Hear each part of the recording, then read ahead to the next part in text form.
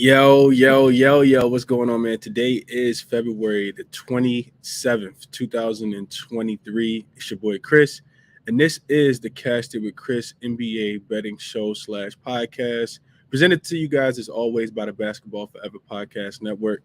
The show where we try to get some early morning, try to some early money, try to beat the lines if we have all the information. And just cash some tickets, man. Recently we've been on a roll since the All-Star break finished up. For the new people, if you are new, definitely hit the like button, subscribe to the videos if you guys haven't already. Also, and check out the podcast on all podcast streaming platforms. I'm on Apple Podcasts. I'm on Spotify as well. So if you guys don't want to listen, watch the video, you guys can actually listen via podcast. So check out the podcast as well. Um, let's let's do yesterday I did a show with Jay Money, not a any association with the Casted with Chris show, but I did a show with Jay Money and gave out a best bet of the cast team total to go over the 111.5 and that cash. And there was a few other plays that I gave out in as far as like top looks that I was looking at as well, but didn't go official on them. Those also went 5-2 as well. So starting to see the NBA a little more clearly now, and a lot of it, I'm pretty sure a lot of people do know, but a lot of it has actually been unders, man. I know, people don't necessarily taking unders, but they've been extremely profitable. I looked at a stat earlier this morning. Since the All-Star break in conference games, if a team's playing a conference game, 70%, 64%, I think, was of the games have actually gone under since the All-Star break. So just in the first week of basketball, we've been targeting totals, especially of 240 points or higher, to go under as well. But let's get into the slate, man. Let's talk about the games that we have, some of the games that we have today. So I got a couple best bet for you guys that I want to share as well. But let's get into what we have on the board for today. So first game up, we only have four games today. We got the Pistons and the Hornets, and we actually got the Hornets laying 5.5 points in this game. Total in this one opened at 237.5. I think it's a couple 237.5 still out there on the board. So let's talk about this one. So on the Pistons side, you got Bogdanovich, who is a big part of this offense. He's actually listed as questionable in this game. Jalen Duren has already been ruled out, and Isaiah Stewart is listed as questionable as well. Pistons come into this game on a 4-game losing streak. They're 2-0 straight up and against the spread against the Charlotte Hornets this season, though. So for as good as the Charlotte Hornets have been playing, which I'm going to talk about them in a tad bit, the Pistons done beat them both times that they didn't play. The Pistons are 5-2 to the under in the month of February in conference games. Their offense is kind of taking a really, really bad, cliff dive. They're the second worst offensive rated team in the month of February. On the opposite side, we look at the Charlotte Hornets. This team is probably going to be without P.J. Washington, who rolled his ankle on Friday in Minnesota. He didn't play on Saturday. So this is a third game in 4 nights for the Charlotte Hornets. They are all 4 straight wins and 4 straight covers. The Hornets are 3-0 to the under, playing on that third game in 4 nights when they're a home favorite. They're also 7-1 to the under as a home favorite, with the only over actually coming in an overtime game earlier this season as well. Both of these teams rank about 14th and 15th defensively in the month of February. So you guys should know where I'm going with this one, man. I'm playing the under 237.5. Oh, the under 237.5 is what I got it at last night. But I still would endorse it and give it out right now. I know some money's come in on the under already, but I like the under in this spot, man. I always talk about, looking at Charlotte unders, but also, I mean, if you're gonna give me an under with a team that is the second worst defensive team post All-Star break, I gotta take that as well. So I think this game, probably is about 115 or 110, if I'm being honest. I don't even think we get close to the 237 points. So for all the reasons that I just kind of gave you guys, I am, my best bet of the day is, and for the show, one of them anyway, is going to be Detroit and Charlotte to go under the 237.5. I know that Charlotte's been balling recently. I'm not in the mindset of wanting to back them minus the 5.5, 6. But if people want to, go ahead, do your thing, man. They should be able to win the game today. I don't know if they're gonna win by 7. I feel like that's a large task to ask for. But Charlotte has been balling. I would also lean towards Gordon Hayward, probably over his points as well. Dude's been absolutely killing it. And I like Mark Williams' points plus rebounds as well. Detroit's been giving it up left and right. Charlotte's also been giving it up left and right to centers. Both teams been giving up to centers. But official bet for me, I am on the under. It opened at 238.5. It's down to 237.5 on most books, and that's what I would play it at. If you guys can get a 237, play the 230 under 237.5 in this one. Let's move on to the next game. So next game I want to talk about is actually the Magic. Well, actually, a game I actually got to play on the Magic and the Pelicans. So Pelicans actually laying 4 points. It was 5 points in this game, and the total is coming down as well, which I also agree with. Change the banner for you guys. I also agree with the total coming down in this one. Total was at 226.5. It's down to 225.5. You look at this Pelicans team; they have struggled. I've actually backed them over the weekend, and that didn't turn out well for me at all. I took them plus the 3 against the Knicks after the Knicks were playing on the second leg of a back-to-back and having to come back from a 17-point deficit on Saturday night. On Friday night at Washington, and it really just didn't matter. The Pelicans got rolled over top of, so it looked like they just don't have a lot of fight left in them, and it was kind of weird. Do they bounce back in this spot? I mean, you would think so. Their season is kind of flashing before their eyes, and we know they're not the best team without Zion Williamson, but you got to be able to pick it up just a little bit, man. So, what I like in this game, Wendell Carter Jr. over 24.5 points plus rebounds. This is strictly based on opportunity. This is strictly based on opponent. This is strictly based on matchup, right? So I'll just give you guys for the month of February. I'll give you guys a couple reasons why I like this. First, you got Wendell Carter Jr. coming off a very, very subpar game. He didn't do much in his last game. He got in foul trouble against the Pacers and really just didn't do much at all in that game. He had 5 points and 11 rebounds in that game. Only played 18 minutes. But he has been getting 30-plus minutes, or at least very, very close, 28, 29, over 30 minutes in, all of the handful of games before that, right? So you go through and you look at his matchup, versus teams that typically struggle against the center position. So you got a game in here against Toronto, 26-5. He got a game in here against the Denver Nuggets, who give up a lot of points in the paint, 19-6. Also a game in here against Charlotte, 20-12. 20-12. And against Detroit, 14-14. So that's one of the reasons, right? So we got Wendell Carter Jr., who typically plays well against center.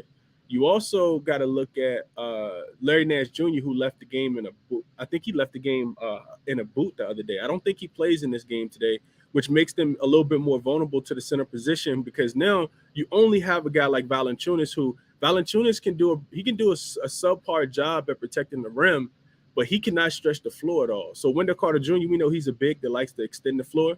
Another reason why I like him in this game today is because I feel like his lateral movement is going to be a little bit too much for Valanciunas. And then also, the cherry on top is the defense that the Pelicans play against the center position. This team is getting rocked by centers right now, man, and I'm not 100% sure why. And I honestly, who cares? If you look in the month of February, just in the month of February, I'm gonna list just rattle off a couple guys to you that have gone over this 25.5, or just had a dominant game against against this New Orleans Pelicans team. Anthony Davis hit him for 31 and 12. Evan Mobley had 28 and 10. Julius Randle just in the most recent game had 28 and 7. Jakob Poeltl had a big game against this team, 21 points to go with 18 rebounds. Jared Allen also had a 20-point game to go with 11 rebounds. And the list kind of goes on, man. That's just, most recently. This team has struggled against centers all season. So I like Wendell Carter Jr. to go over his 24.5 points plus rebounds today. And I like that Detroit and Charlotte under 237.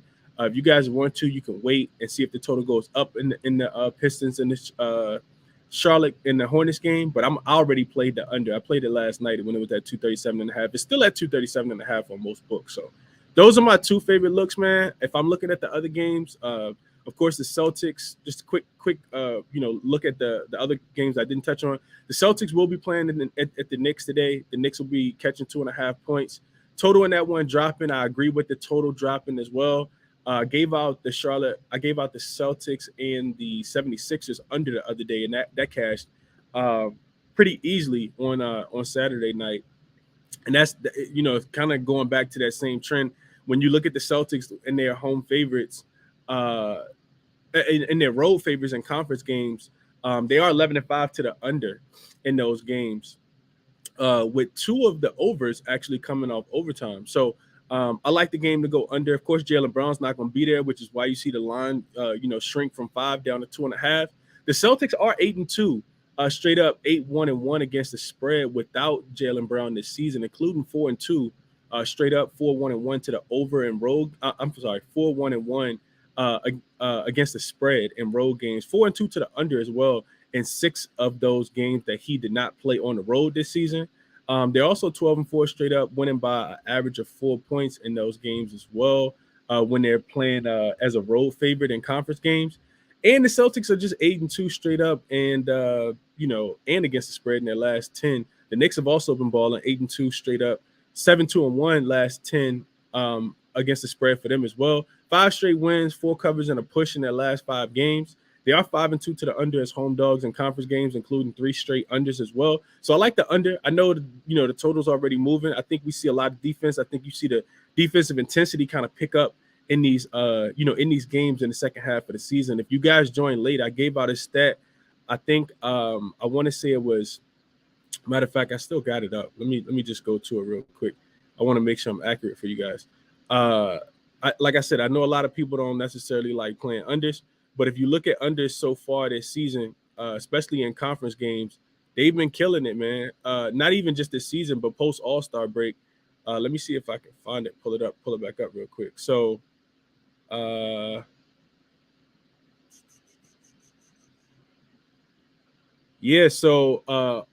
conference games, and we got a lot of conference games without overtime since the All-Star break. We've had 23 of them. 16 of them have actually gone under, 16-7. That's a 70%, 69.6%. Might as well say 70% of games have actually gone under. So I look forward to catching some more unders, man. Best bet of the day, I just told you guys, is the Detroit Pistons and the Charlotte Hornets to go under the 237.5, and Wendell Carter Jr. to go over his 24.5 points plus rebounds. Hopefully you guys, did my ticker change? I think so. Yeah, it's at the bottom of the screen, man. Hopefully you guys take those plays, and hopefully we cash together. Best of luck to everybody on their action today. I will be doing a show at 5:15. At 5:30 Eastern time. Crispy Capping NBA show. Best of luck to you guys. Matter of fact, let me go through some of the comments. I appreciate everybody for tapping in with me. Hit the like button for me if you guys can to support the channel, especially if you've been cashing with me lately. I appreciate all of the love as always. Let's see. And check out the podcast as well, man. Great call yesterday on the Cavs team total. Thank goodness for that free FanDuel slot machine. Gave me $36 last week. I bet all of those. What up, though? What up, Derek? What it do? Trying to stack up my lottery money. The books got me on Dame. They knew he was about to go off. I felt like, yeah, Dame went bananas last night. I watched Dame last night. Dame was going crazy. New week, new look, same goal. Let's get it. That's a fact. That's a fact, DJ. That's what we're here for. Let's see. So far, like Detroit team total to go under. So Detroit's actually been playing defense as well, Woo. Which is why I like the full game under. I took the full game under. Charlotte's been playing defense too, but I took the full game under. I couldn't talk you off Detroit team total to go under. They just don't have a lot of guys that can score the ball right now. I think there's something like 7-2, 8-2 to the under in the month of February. This will be their last game, of course, in the month of February. So let's go under again today, especially with a high total, man. I like it a lot. Knicks Celtics first quarter, first half over. That's a spicy one. I could see it first half going over and then the under hitting in the second half. Both teams typically slow down. Vince, I heard you on NBA J Money Show saying your start time. Nah, this is dope, bro. I appreciate that, Vince. Appreciate you being here, man, tapping in with me. Pels don't deserve to be a favorite right now. This is a Magic role. I could see the Magic winning today. I could see the Magic winning today. This is a revenge game for the Pelicans today, though, which is why I'm just kind of staying off the side in that one. I feel like side's been terrible. My guy, Daily Uncut Gems, said, I feel like the Magic clip up Pelicans today seem like they're trying to get Lakers in the playoffs or at least play in. The Pelicans looking like they might not want to make the playoffs, man. It's gonna be, dependent upon if Zion come back. It's gonna be interesting to see for sure.